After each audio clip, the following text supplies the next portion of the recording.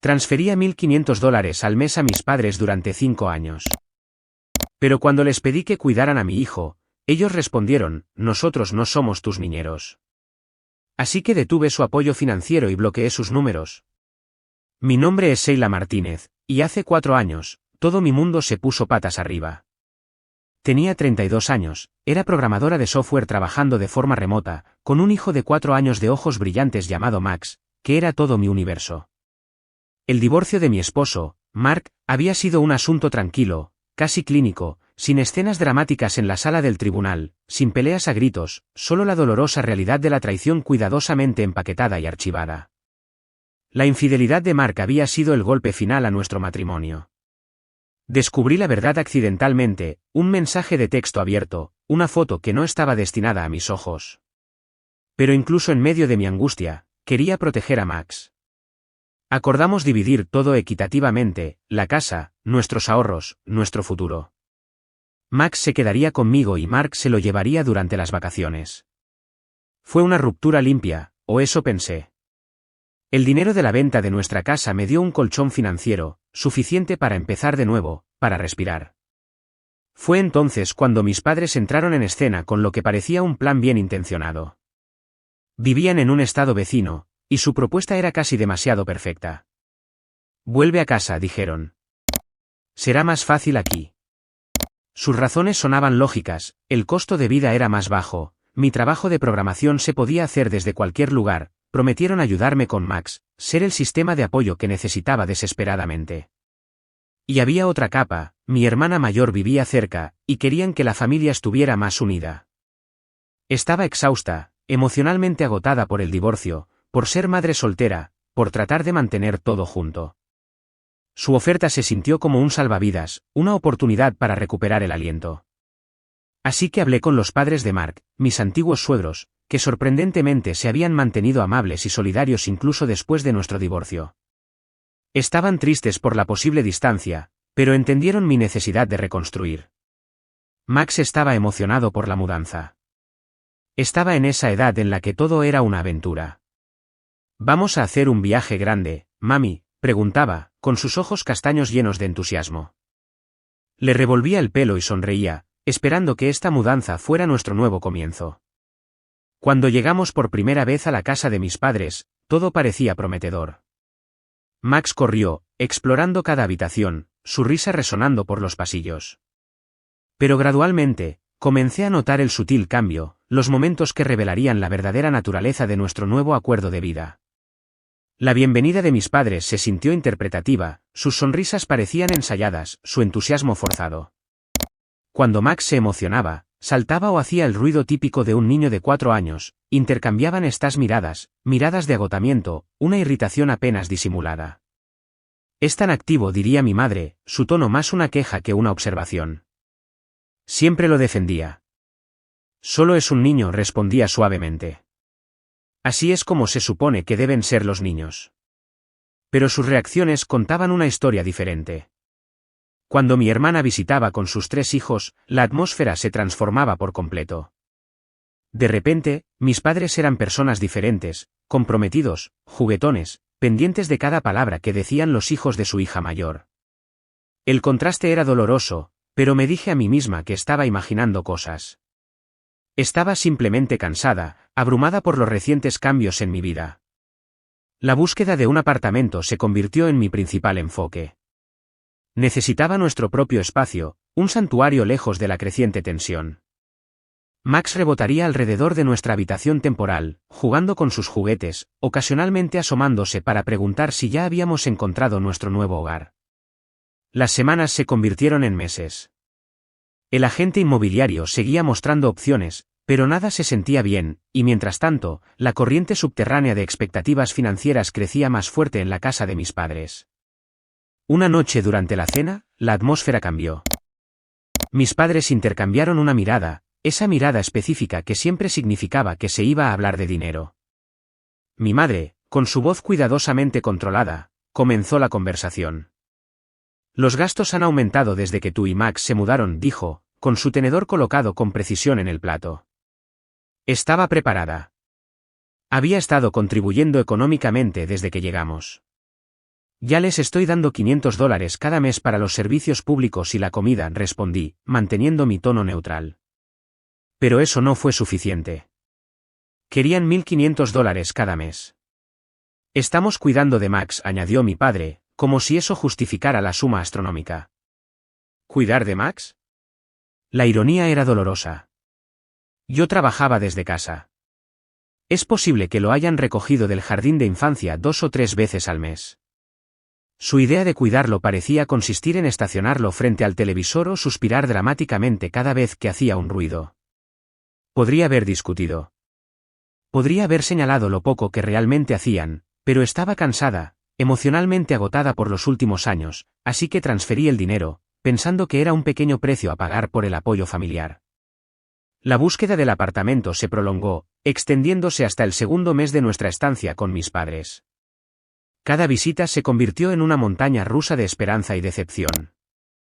El agente inmobiliario se detenía frente a otra casa potencial, la mano de Max agarrada fuertemente a la mía, sus ojos llenos de anticipación. ¿Es esta nuestra nueva casa, mami?, preguntaría, su voz teñida de esperanza cada vez. Tenía que decepcionarlo. Todavía no, cariño, respondía, forzando una sonrisa que se parecía más a una mueca. La pila de listados de apartamentos rechazados estaba creciendo, una representación física de nuestro limbo. La casa de mis padres se había convertido en una olla a presión de tensiones tácitas. Mi hermana había perfeccionado el arte de usar a nuestros padres como un servicio de cuidado infantil sin fin. Dejaba a sus 3 hijos sin previo aviso, desapareciendo durante horas o incluso días enteros.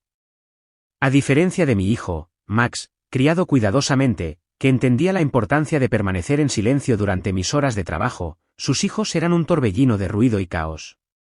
Una tarde particularmente estresante, estaba en medio de una videoconferencia crítica para el trabajo. Los hijos de mi hermana irrumpieron en la habitación que estaba usando como espacio de trabajo temporal. Estaban corriendo, gritando, casi derribando mi computadora portátil. Los clientes potenciales al otro lado de la llamada podían oír la conmoción. Desesperada por mantener alguna apariencia de profesionalidad, me acerqué a mi madre.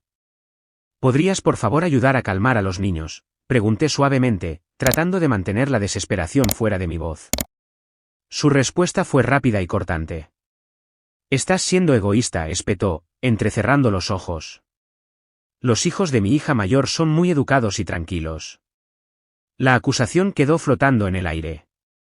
Mi hijo, el tranquilo y bien portado Max, era de alguna manera el problema. No dije nada. Esta era una batalla que había librado innumerables veces antes, y sabía exactamente cómo terminaría. El acuerdo financiero continuó con su ritmo implacable. Cada mes, transfería $1.500 a mis padres, supuestamente para los servicios públicos y el cuidado de niños. En realidad, su cuidado de niños era mínimo en el mejor de los casos. Yo trabajaba desde casa, y podrían recoger a Max del jardín de infancia 2 o 3 veces al mes, si es que lo hacían. Pero seguí pagando. La paz, me dije, valía el precio. Después de lo que se sintió como una búsqueda interminable, el agente inmobiliario finalmente encontró el apartamento perfecto. Cumplía todos los requisitos, buena ubicación, tamaño correcto, dentro de nuestro presupuesto. Max estaba encantado cuando empacamos nuestras pertenencias y nos preparamos para mudarnos. El alivio en los rostros de mis padres era palpable. Habían estado ansiosos por reclamar su espacio, por liberarse de lo que veían como nuestra carga. Su despedida fue superficial, más un suspiro de alivio que un momento de calidez familiar. Nuestras primeras semanas en el nuevo apartamento fueron dichosas. Una sensación de libertad, de finalmente tener nuestro propio espacio, impregnaba cada habitación.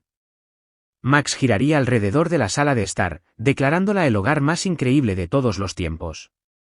Entonces llegó la llamada telefónica. Mi madre ni siquiera se molestó en saludar. ¿Por qué no has transferido los $1.500? Exigió, su voz aguda y urgente. Me quedé momentáneamente atónita. Me he mudado, expliqué pacientemente. Ya no les voy a pagar. Ese dinero era por vivir en su casa. Lo que siguió fue una clase magistral de manipulación emocional. Las lágrimas brotaron de ella, una actuación repentina y frenética. Afirmó que habían estado contando con este dinero, que habían sacado un préstamo esperando pagarlo con mis transferencias mensuales. Traté de razonar con ella.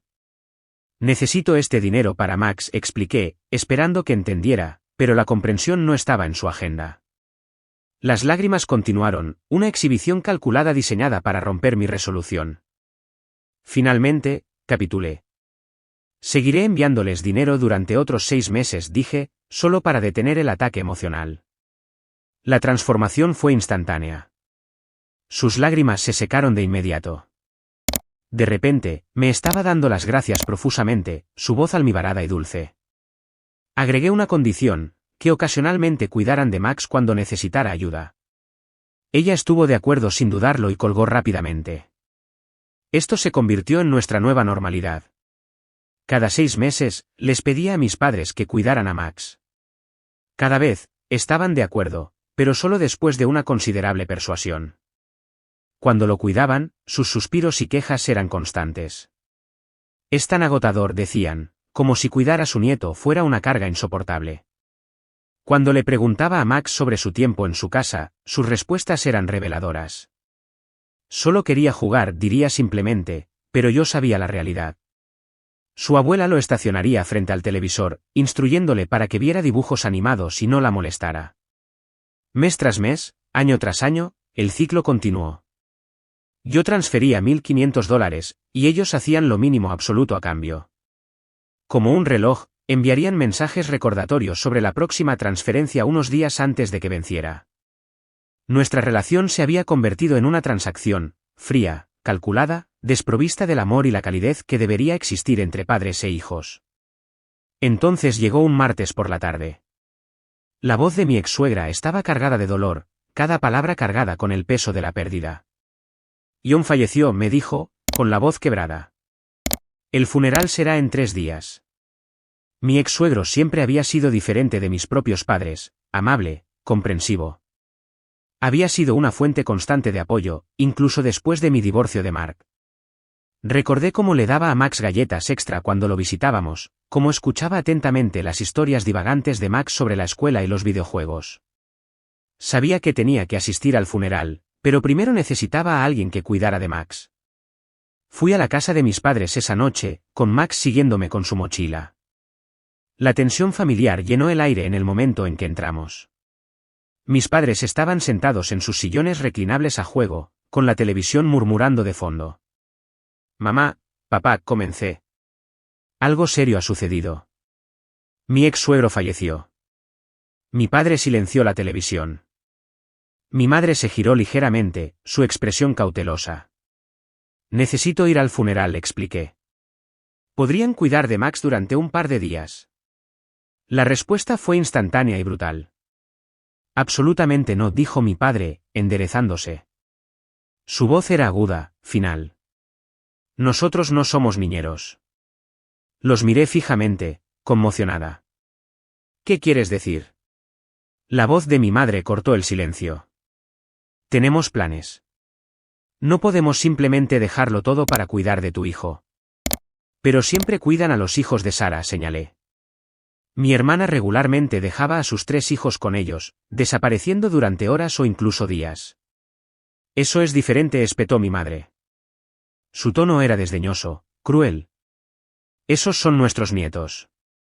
La implicación quedó flotando en el aire. Max no era un nieto real, no para ellos. Él es su nieto, dije, elevando la voz. Max estaba de pie en silencio a mi lado, observando este intercambio con ojos amplios y comprensivos. Mi padre se levantó. Vamos a cenar con amigos, dijo, moviéndose hacia mí. Tienes que irte. Comenzaron a empujarme físicamente hacia la puerta. Las últimas palabras de mi madre fueron un cuchillo en el corazón. Eres una mala madre, siseó, tratando de dejar a tu hijo con nosotros en el último minuto. Me quedé parada en el umbral de su puerta, con Max agarrando mi mano, completamente aturdida. Se negaban a ayudarme, negándose a apoyarme en mi momento de dolor. Mi hermana no sería de ayuda, nunca me ayudó con Max, nunca ofreció apoyo. Derrotada, llamé a mi mejor amiga de la escuela, la única persona que siempre había estado ahí para mí. Oye, Sara, dije, con la voz quebrada. Necesito un favor enorme. Mi amiga no dudó ni un segundo. Por supuesto, cuidaré de Max, dijo cálidamente. Puede quedarse con mi hija. Tienen casi la misma edad y se llevan genial. El viaje al funeral fue largo. Pensé en John, en la complicada dinámica familiar que había definido mi vida. Cuando llegué, mi ex-suegra era una figura frágil de negro, rodeada de familiares comprensivos. Sheila dijo, abrazándome. Gracias por venir. Mark también estaba allí. No habíamos hablado mucho desde el divorcio, pero hoy era diferente. El dolor tiene una forma de romper las barreras. ¿Cómo está Max?, preguntó durante un momento tranquilo entre las condolencias. Le conté sobre el reciente proyecto escolar de Max, sobre su creciente interés por la ciencia. Mark escuchó, con una suave sonrisa en sus labios. Por un momento, éramos solo dos padres hablando de su hijo. Después del funeral, ayudé a mi ex-suegra con asuntos prácticos, ordenando papeleo, haciendo llamadas telefónicas, manejando la interminable burocracia que sigue a una muerte. John siempre te amó, me dijo inesperadamente. Pensaba que eras demasiado buena para mi hijo. Ambos reímos, un momento de inesperada ligereza en medio del dolor. Cuando regresé a casa y recogí a Max de la casa de Sara, todo se sintió diferente. La genuina amabilidad que mi amiga mostró sin esperar nada a cambio resaltó lo transaccional que se había vuelto mi relación con mis padres. Esa noche, llegó el familiar mensaje de texto de mi madre, su recordatorio mensual sobre la transferencia de dinero. Pero algo había cambiado dentro de mí. No respondí. En cambio, fui a mi computadora y cancelé la transferencia mensual. Una extraña sensación de calma me invadió. El teléfono sonó casi de inmediato. ¿Por qué no transferiste el dinero?, exigió mi madre, sin saludo, sin pretensiones. Ya no les voy a enviar dinero, dije con calma. Ella estaba apoplética. ¿Qué? ¿Cómo puedes hacernos esto? Somos tus padres. Le recordé el funeral, sus repetidas negativas a ayudar, años de manipulación emocional. Ella comenzó a gritar, las acusaciones volaron. Estás destruyendo nuestras vidas. Tenemos un préstamo. Estábamos contando con ese dinero. Ese no es mi problema, dije simplemente, y colgué. Comenzaron las llamadas. Padres, hermana, ignorados, bloqueados. Una semana después, intentaron físicamente entrar a mi apartamento. Los oí antes de verlos, la voz estridente de mi madre, el murmullo enojado de mi padre, la insistencia manipuladora de mi hermana. Ella no puede simplemente cortarnos, estaba diciendo mi hermana. Me quedé detrás de la puerta, escuchando. Probaron la manija de la puerta, llamaron, tocaron el timbre repetidamente. Cuando eso falló, oí un sonido de raspado. ¿Estaban tratando de forzar la cerradura? Sheila, gritó mi madre. Abre esta puerta ahora mismo. Solo queremos hablar. Mi padre añadió amenazas, súplicas, manipulación y toda la armería de guerra emocional que habían perfeccionado a lo largo de los años. Estaban tratando de forzar la cerradura. No tengo nada que decirles. Váyanse, grité a través de la puerta cerrada. Continuaron durante lo que se sintió como horas. Finalmente, se fueron. Habían pasado 2 meses de silencio desde que bloqueé los números de mi familia. La paz era profunda, diferente a todo lo que había experimentado en años. Max parecía transformado, más ligero, más despreocupado, sin la constante corriente subterránea de tensión que había existido cuando mis padres eran parte de nuestras vidas. Estaba absorta en un proyecto de programación complejo, líneas de código llenando mi pantalla, cuando sonó mi teléfono. El identificador de llamadas mostraba el número de mi tía. La hermana de mi padre siempre había sido diferente del resto de mi familia, más sensata, menos propensa al drama. Sheila comenzó sin preámbulos. Necesitamos hablar. Su voz tenía un peso que inmediatamente llamó mi atención. Podía oír ruido de fondo, lo que sonaba como una cafetería, el zumbido distante de las conversaciones, el silbido de una máquina de café expreso. Estoy escuchando, dije, minimizando mi ventana de trabajo. Ella respiró hondo. Se trata de tus padres. Las cosas son complicadas. Mi tía procedió a detallar el lío financiero que mis padres habían creado. Habían sacado un préstamo sustancial, casi $50.000, para ayudar a mi hermana a renovar completamente su casa. Esto no era solo una pequeña mejora en el hogar, estamos hablando de una transformación a gran escala, una cocina nueva con encimeras de mármol, una remodelación completa del baño con azulejos italianos importados, pisos de madera importados de Europa y gabinetes hechos a medida. Estaban contando con tus transferencias mensuales para pagar el préstamo, explicó mi tía, su tono era objetivo, no acusatorio. Cuando dejaste de enviar dinero, todo comenzó a desmoronarse. Escuché, dejándola continuar. Lo peor, dijo, bajando la voz, tu hermana se niega a ayudarlos ahora. Dice que es su problema. Como si estuviera programado, abrí las redes sociales y encontré las publicaciones recientes de mi hermana. Ahí estaban, una serie de fotos glamurosas que mostraban su casa recién renovada, imágenes de calidad profesional de su reluciente cocina, su lujoso baño, sus espacios de vida perfectamente decorados. Los subtítulos estaban llenos de hashtags como almohadilla casa de sueño, almohadilla renovación completa, almohadilla viviendo mi vida mejor vida. La audacia me dejó sin aliento.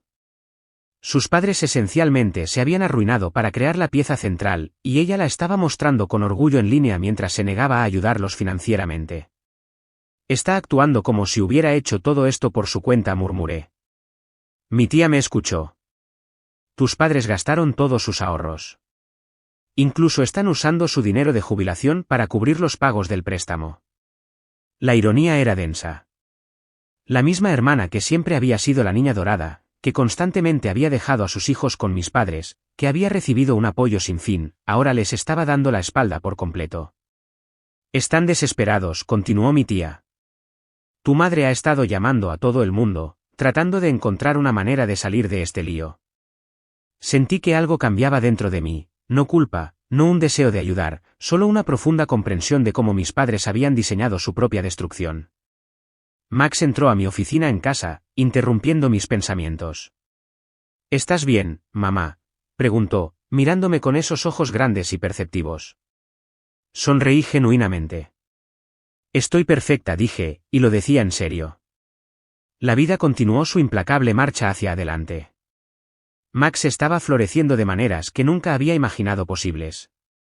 Sus informes escolares eran estelares, no solo académicamente, sino en términos de sus habilidades sociales e inteligencia emocional. El ambiente tóxico de crítica constante había desaparecido, reemplazado por un apoyo y amor genuinos. Mi carrera estaba alcanzando nuevas alturas. Un ascenso reciente a arquitecto senior de programación vino con un aumento significativo y proyectos más desafiantes.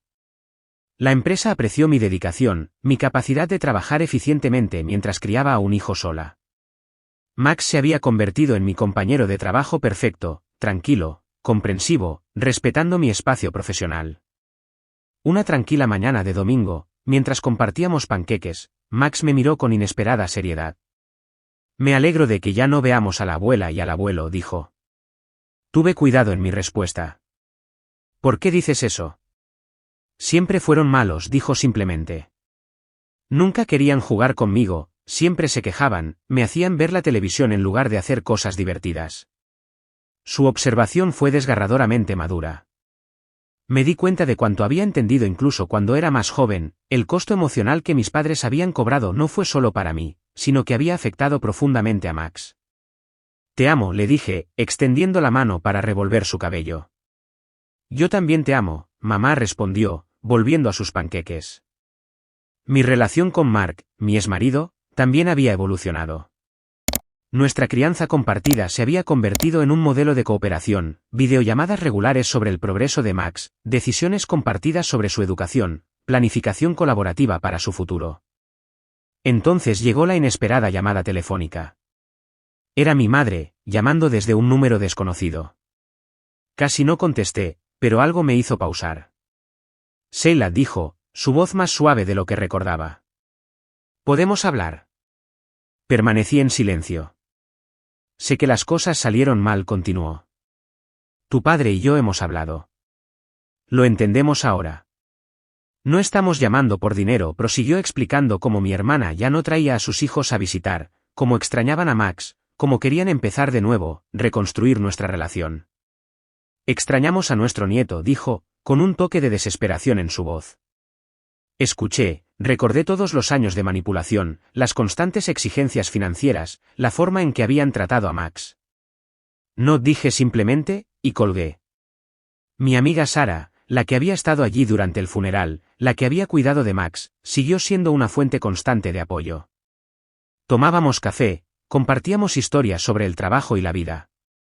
Nunca juzgó mi decisión de cortar con mis padres. Te mereces la paz, decía, una vida sin personas tóxicas que te arrastren hacia abajo. A medida que pasaban los meses, me di cuenta de algo profundo.